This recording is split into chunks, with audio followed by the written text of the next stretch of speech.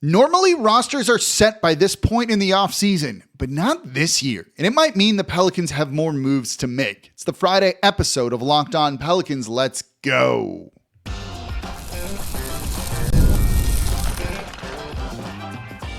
You are Locked On Pelicans, your daily New Orleans Pelicans podcast, part of the Locked On Podcast Network, your team every day. Welcome to another edition of Locked On Pelicans, the daily podcast covering your favorite team, the New Orleans Pelicans and NBA, part of the Locked On Podcast Network, your team every day, available wherever you get your podcasts and available on YouTube. I'm your host, Pelicans Insider, credential member of the media, Jake Madison, at NOLA Jake on Twitter, here with you on this Friday, final show of the week. And we got a lot to talk about because something hit me the other day about there's more coming in the NBA, maybe for the Pelicans, maybe not, but definitely more coming, and that is going to impact this team. So I'm going to tell you why we might see some much significant fireworks when it comes to rosters and trades coming up here late in the offseason. We're going to cover it all and more in today's episode of Locked On Pelicans. Today's episode of Locked On Pelicans is brought to you by Gametime. Download the Gametime app, create an account, and use code LOCKEDONNBA for $20 off your first purchase. And of course, thank you for making Locked On Pelicans your first listen today and every day. We're here Monday through Friday, the #1 Pelicans podcast covering everything you want to know about this Pelicans team. So please subscribe wherever you get your podcast and join over 11,000 Pelicans fans on YouTube as well and become an everydayer. That means you listen Monday through Friday to the Locked On Pelicans podcast. And if you're an everydayer, let me know in the comments down below on YouTube. And don't forget, you can watch Locked On Pelicans on the Gulf Coast Sports and Entertainment Network every single weekday at 10:30 a.m. and 5:30 p.m. So let's get into this one. Normally, rosters are set by this point in the offseason, but look, it's really not in the NBA at this point. I was just on our Locked On NBA game night show. We were actually covering some Eurobasket, but also talking about Anfernee Simons with the Boston Celtics. We played real or fake on there because I saw a tweet that was like, Anfernee Simons will lead the Celtics in scoring. And my co-host on the show is John Corrales, our Boston guy. And I was like, let's use that one. Is that real? He's like, absolutely not. He goes, there's a good chance Anfernee Simons won't even be on the team on opening night. That alone kind of makes that question fake, that he's definitely not going to be because of that. And I was like, that's a really interesting point, that he might not be their leading scorer, because if he's not on the team, you can't do that. So, well, if that's going to be the case, there's going to be a lot more changes coming to the NBA. And when you look around the league, sorry for the dog that's barking in the background here. When you look around the league, you see a lot of uncertainty. You have uncertainty when it comes to restricted free agents, uncertainty being unsettled, right? Things aren't finalized. What's going to happen with Josh Giddey and the Chicago Bulls? It's likely that he re-signs there, sure. But what about Jonathan Kuminga, who seems destined for a divorce with the Golden State Warriors? That's not going to be a simple deal to just get done. If a team wants to kind of come out of nowhere and make a move for him, it's likely going to be a 3, 4, 5 team type of trade. And that's where things get kind of fun, and that kind of is what reshapes this league right now. Look, if Anfernee Simons gets traded from Boston, and it sounds like they are aggressively shopping him, I don't think New Orleans should trade for him or has an interest in trading for him here. But could they get involved in a third team, a fourth team in that sort of trade? And I think the answer is yes. We've seen that Joe Dumars is willing to turn the roster over to an extreme degree, right? We know some players seem safe. Some players seem very, very safe on this roster, while some of them don't. When you look at guys who conceivably are going to, locks to stay, and we kind of ran down everyone in terms of tiers, right? Zion Williamson seems very safe. So does Jordan Poole. So does Trey Murphy and Herb Jones. To me, that's about it. Sure, Kevon Looney's going to probably just be here for 1 year, maybe 2 at the most. But everyone else seems like you could potentially move them, other than the rookies in Derek Queen and Jeremiah Fears. Does Yves Missi feel fully safe? No. Carlo Makovich? No. Jordan Hawkins? Absolutely not. Sadiq Bey? Maybe, given that he seems like he's more of a Troy Weaver kind of guy, so that makes sense. Jose Alvarado, we love him, but I wouldn't say that he's a lock to remain because his contract is very tradable. So if this team wants to upgrade the center position or add some depth there, wants a little bit more depth on the wing or in the backcourt, there are moves that they can make. And I think, you can potentially get involved in another trade. Normally, rosters are set, but we're starting to see a little bit of a shift at the NBA level where trades do get done later in time. A couple of years ago, it was Donovan Mitchell who was traded in September. We've seen some big time trades go down about a month before training camps or so. And that's kind of where we are. Like, we're less than a month out from training camp for the New Orleans Pelicans. They get started about a week earlier than other teams do because of their trip to Australia for those 2 games. So their media day is going to be a little bit early. And, when you look at Boston, this was a surprise to me. Look, when you make a big trade, you usually have some sort of introductory press conference or do things or answer questions about all of that. And we've seen that, but the Boston Celtics didn't do an introductory press conference for Anfernee Simons. He is very available. When you don't do that, they're looking to trade a guy away. So you look for New Orleans to try and get involved in these deals in some capacity as a facilitator.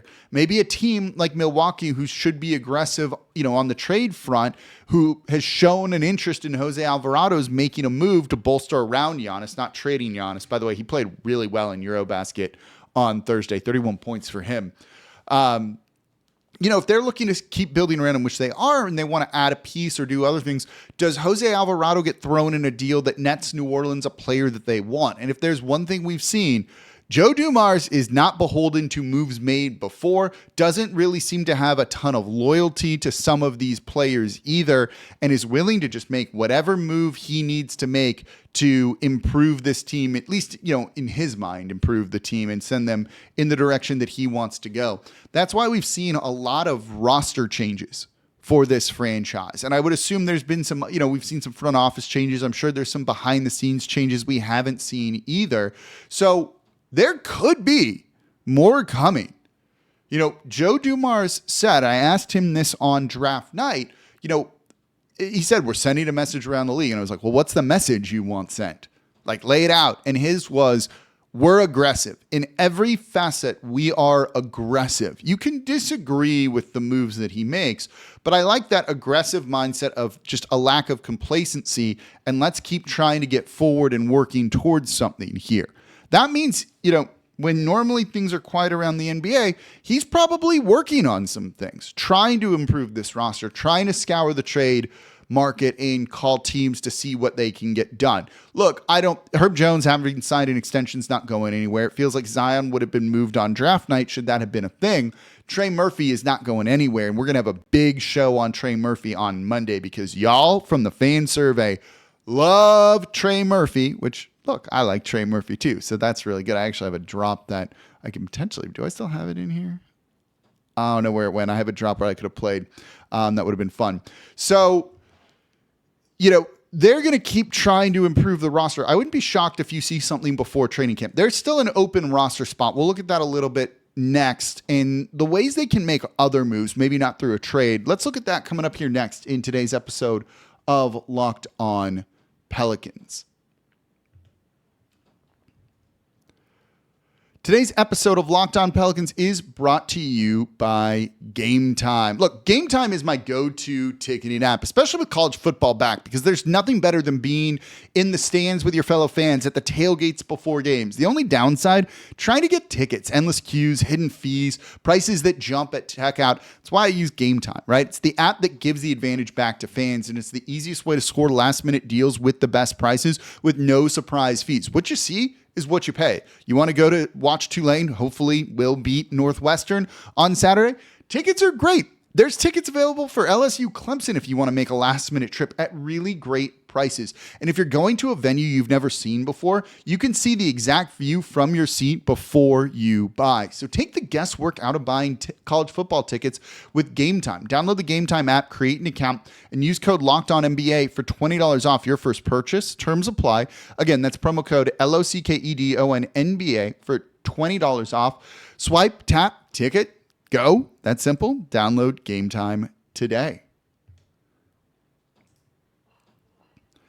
And thank you for making Locked On Pelicans your first listen today and every day. We are here Monday through Friday, the #1 Pelicans podcast, covering everything you want to know about this Pelicans team. So please subscribe wherever you get your podcasts and join over 11,000 Pelicans fans on YouTube as well and become an everydayer. That means you listen Monday through Friday to the Locked On Pelicans podcast. And if you're an everydayer, let me know in the comments down below. I see y'all. I appreciate y'all tuning in and making Locked On Pelicans part of your day. For your second listen, Spencer Rattler's QB1. What does Ross Jackson think about it? Go listen to Locked On Saints. Make Locked On Saints your second listen today for everything black and gold. Part of the Locked On Podcast Network, your team every day. So, where do the Pelicans stand in terms of the salary cap and things like that? You know, one of the things that I've said when we've graded some fake trades, hypothetical trades, we should say, on the show here is you have to keep the salary cap in mind. You cannot make a trade that puts the Pelicans deep into the salary cap unless you've got the corresponding move that gets them, you cannot make a fake trade that puts the Pelicans deep into the luxury tax if you don't have a corresponding move that gets them out from under it, right? There was one that was a simple trade of, it was Jordan Hawkins was it Sam Hauser, something like that. And I was like, this is an F, just because if you're trading, or it was for Buddy Hield. It was Jordan Hawkins and a first round pick for Buddy Hield. And it's like, sure, Buddy Hield's a much better player. Would love Buddy Hield on this team. Don't get me wrong. But then you're $5 million into the luxury tax.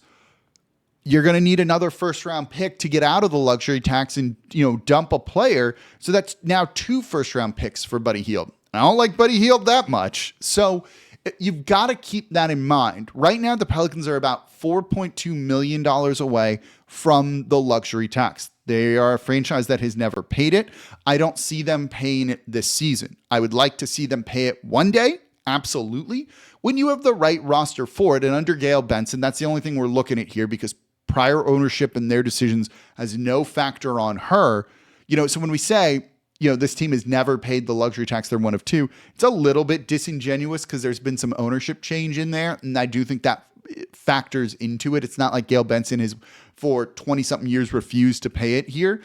Under her tenure, there has not been a team that's worth paying the luxury tax for. And while I would love for this team to, have every advantage of a bigger market and not the disadvantages of a small market, they do. And we have to just be realistic about it when it comes down to it. This is not me trying to save Gail Benson money. Truthfully, I don't care. It's just looking at it through a realistic lens of how this team is going to operate and function here. So $4.2 million to the luxury tax. They have still an open roster spot. They signed Jaden Springer, Jalen McDaniels Springer is for sure on a non-guaranteed deal. McDaniels, I don't think it's been reported on. I would assume it's a non-guaranteed deal. Otherwise, Springer doesn't have a chance. I think these are Exhibit 9 deals where they can kind of, invite him to training camp, waive him if they want, essentially. That's smart. Have some competition in that. I like that in training camp. Those guys are going to work really hard for a roster spot, which means they're going to push Zion, Trey, Herb, and all those guys a little bit harder than someone who knows, I don't have a chance here. So kind of using that carrot on a stick is smart. So the Pelicans have $6.1 million of their non-taxpayer mid-level exception. The everydayers know this. There are 3 mid-level exceptions that you can use. The Pelicans have access to the non-taxpayer mid-level exception. 6.1 million of that. So if they wanted to sign someone to a guaranteed deal, maybe it's Russell Westbrook, whoever, just to use a name, they can tap into that 6.1 million to use for it. They have the biannual exception, which you can use once every 2 years, hence its name. That's 5.1 million. I don't see them using that in the slightest, because if they don't use it this year, you can use it next year. If they use any part of that this year, you cannot use it next year. So having that future flexibility when it's smaller than the non-taxpayer mid-level exception you have is smart. If the Pelicans, were $15 million to the luxury tax and they wanted to sign some guys, I could, 2 players, I could see them using the 6.1, then the 5.1. That's not the case with one roster spot. So I would imagine they're not going to touch, I wouldn't, if I were running the team, touch the biannual exception, just so you have access to it next year. They also have 3 traded player exceptions. That's where you can just kind of absorb a player into it. Without giving up something in, a player in return. You don't need to worry about salaries matching. The largest one is $13.4 million. But when you're 4.2 away from the luxury tax, that doesn't do you a whole lot of good here. So the Pelicans are in a limited spot in terms of just basically like cash to spend for free agents or things like that. If there was someone they wanted at this point in time, you could make it happen, right? Russell Westbrook's unsigned. It's been rumored maybe he's going to go to the Kings, but now I'm hearing that rumor isn't nearly as realistic anymore and probably not their plan. So if that's going to be the case, like if the Pelicans wanted him and they threw $3-4 million at him, whatever his veteran minimum is going to be, it feels like you could sign him. You could even sign him for a little bit above that at this point in time, and they haven't. So I'm assuming that means they don't particularly want Russell Westbrook, even if I like the idea of Russell Westbrook on this team. But he would also be playing a very similar role to Jeremiah Fears. And do you really, at this point, just play Fears? Would kind of be my take on all of this. That's another thing to keep in mind with some of the moves that the team could make or guys that they could sign in free agency. We know, and we'll talk about Willie Green here in a minute, we know what his tendencies are. He relies on the veteran players and sometimes really doesn't seem to trust young guys. When I talked on the show yesterday about, if Zion goes down with an injury, this team can still be competitive. But you go back to that 2021-2022 season when they made the playoffs, in Willie Green's first year, and Trey Murphy was a rookie. Willie Green did not want to play Trey Murphy like at all at times when it was very obvious that they should be playing Trey Murphy. Trey Murphy averaged 13.9 minutes per game that season, and you have someone like Tomas Satoransky who averaged 15. Tony Snell averaged 18 and a half, right? Garrett Temple was 18.6. Guys that should not have been averaging more minutes than Trey Murphy were. If you were there at the watch party at Mid-City Yacht Club for the play-in game against the Clippers, I about lost my mind in the 3 minutes that Tony Snell played in that game. I think someone probably still has the cell phone video of me like basically being like, what is this team doing? They had a big lead, took Trey out, and then immediately like lost that lead. It was like a 20-point swing in just a couple of minutes because of all of that, right? Led to Willie Green's infamous, "You've got to fight" speech. But they got there because he made a wrong decision. So if you have these rookies that seem like they're coming along well, whether it's Jeremiah Fears or Derek Queen or Micah Peavy, you need to play them, and sometimes you have to take tools away from your head coach to stop them from almost not self-sabotaging, right? But making the incorrect decision because of, a resistance, let's call it, to playing young players. That's worth keeping in mind. I like the idea of Russell Westbrook, but if it's just going to take minutes away from Jeremiah Fears, no, I don't like it nearly as much. And so I think that's something that's got to be factored into the decisions that the Pelicans are going to make.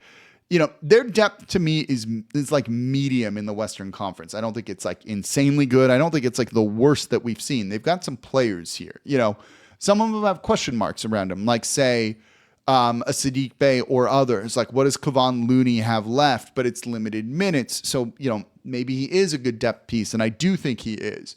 So you've got to keep some of that in mind too, of you still need these rookies to play. And, this is why the two timelines approach can be difficult. And that's what the team's doing right now.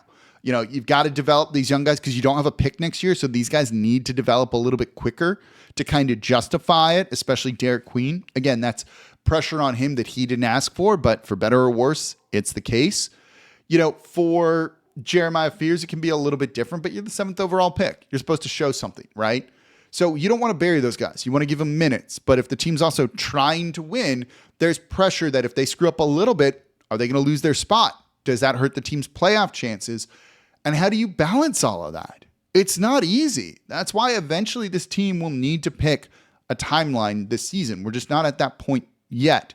But that puts tons of pressure on head coach Willie Green. Let's talk about that. That's coming up here next in today's episode of Locked On Pelicans. Today's episode of Locked On Pelicans is brought to you by FanDuel. The NFL season is almost here, and FanDuel is making sure you're ready for kickoff with a can't-miss offer. Right now, new customers can bet just $5, and if your bet wins, you're going to get $300 in bonus bets to use across the app. FanDuel has been supporting Locked On for years at this point. I've said that kind of promo tons of times. I don't think I've seen $300 in bonus bets before. That might be the best one that I've ever seen. So if you're new to FanDuel, it's the perfect time. I love FanDuel because it fits however you want to bet, right? If you like the player props, great. If you like building a same game parlay, awesome. If you just want to take Tulane minus 4.5 over Northwestern, lock it in right now, you got it with just the spreads. So are you ready to play? Download the FanDuel app now by visiting FanDuel.com to get started. That's FanDuel.com to place your first $5 bet. And if it wins, it's $300 in bonus bets. That's probably the best offer I've seen. You've got to take advantage of that over at FanDuel.com. And thank you for making Locked On Pelicans your first listen today and every day. We are here Monday through Friday, the #1 Pelicans podcast, covering everything you want to know about this Pelicans team. So please subscribe wherever you get your podcasts and join over 11,000 Pelicans fans on YouTube as well and become an everydayer. That means you listen Monday through Friday to the Locked On Pelicans podcast. And if you're an everydayer, let me know in the comments down below. For your second listen, make it Locked On NBA Game Night. I'm on there every Friday covering all the biggest stories around the association, but we're doing a lot of Eurobasket coverage, a lot of NBA players. The games have been really fun to watch. That atmosphere, you feel it jumping through the screen. Go make Locked On NBA Game Night your second listen today. Part of the Locked On Podcast Network, your team every day. Don't forget about our Locked On listener survey, lockedonpodcast.com/survey to get started. Answer questions about our advertising, how to make the shows better, what you like, what you don't. Everyone who completes the survey is going to be entered for a chance to win one of 10 $100 Amazon gift cards. And don't forget, if you're a big college football fan, Locked On and Fire TV present College Football Kickoff every Thursday, your ultimate college football weekly preview. It's something only Locked On can do. We've got our great host in Drake Toll. You've got two-time AP Coach of the Year Gary Patterson, along with former college star Jesse Holley, and then you get all the local experts who know so much more. So it's a college football preview show only Locked On can do. Catch College Football Kickoff every Thursday throughout the season, only on Fire TV. So Willie Green, under a lot of pressure this year. As far as we know, this is, because it can be secret at times, as far as we know, this is the last year of his contract, right? I don't particularly like going into a season with a coach on one year remaining. I think that can cause problems. If the Pelicans make the playoffs, Willie Green's price skyrockets, right? And now he gets all the leverage and the team doesn't have any, but I mean, whatever, it's not my money, pay him kind of thing. But it also means that as they're going in with this two timelines approach, is Willie Green going to play the rookies? I have no idea. Maybe they're not worthy of playing yet. That's a realistic possibility too. But at the same point, like, how do you know? That's where this is tricky. Maybe you just need to play the rookies for developmental minutes because, look, burying them on the bench, having inconsistent rules for veterans and rookies, something Willie Green has done in the past where, like, you play poorly. If you're a rookie, you lose your spot. But if you play poorly in your event, you don't lose your spot. Like, that has very much been a thing that I've heard players behind the scenes grumble about.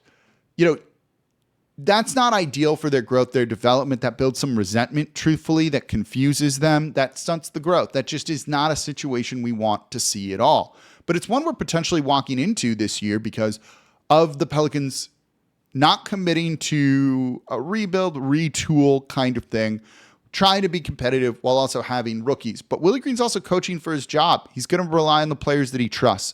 There's tons of pressure here, right? Like, this is, I don't want to call it a volatile situation. It's not that, though. One of the things to keep in mind, and the everydayers have heard this a bunch, is that I do think we can get some clarity on Willie Green early on this season. Maybe by the end of the NBA Cup, the in-season tournament, we have some ideas here. So if that's the case, then that'll get resolved sooner rather than later. And I think that would be, a very, very good thing. But if it's not, this is going to impact all season long. There is some depth here. This is an offensively loaded team compared to defensive. So this is going to be on Willie Green to figure that out, right? If this team comes out of the gates and their offense looks bad, That can't happen this year. Not with this group, not with the players that you have. You need to design a very competent offense that is working night in, night out, that gets it done in clutch situations, even though that tends to kind of default more to isolation play, one-on-one, and all of that. They need to be doing all of the things, and if they're not, they need to pull the plug on Willie Green quickly.